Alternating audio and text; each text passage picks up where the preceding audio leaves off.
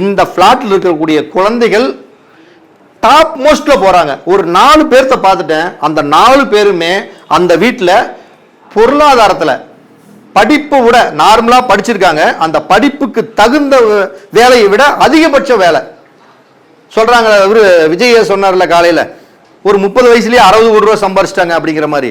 அப்ப இந்த பிளாட்ல அந்த வீட்டில் இருக்கக்கூடிய குழந்தை எடுத்த உடனே நார்மலா தான் படிச்சிருக்குது. ஆனா நீட் எக்ஸாம்ல எல்லாம் பாஸ் ஆகுமானே தெரியல. ஆனா உள்ள போய் நீட் எக்ஸாம் போய் டாக்டர் ஆயிடுச்சு. அற்புதமான பலனை கொடுத்துருக்குது. 2வது குழந்தை எடுத்த உடனே ஐடி ஃபீல்டில் மிகப்பெரிய ஒரு கம்பெனியில் உடனே டக்குன்னு வருஷத்துக்கு இவ்வளோன்னு ஒரு பட்ஜெட் போட்டு ஒரு வருமானத்தை கொடுத்து அந்த இடத்துல கூட்டிகிட்டு போயிட்டாங்க வேலைக்கு. அப்போ இந்த இடத்துல அவங்க மிகப்பெரிய ஒரு சக்சஸை அடைஞ்சிருக்காங்க.